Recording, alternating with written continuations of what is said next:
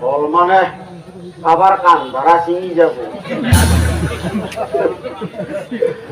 রুটি কিনে আমার টান হচ্ছি টান হচ্ছি দেখি হব পারে টান রব রব মই বেলেগ বস্তু এটা আনি দিয়ে কি বেলেগ বস্তু বস্তুটো এই রুটির লগত পিছলে হবার কারণে তারাই লগত আনি দিলা এই তারাই লগত আনি দিলাম মারিছা মারিছা মারিছা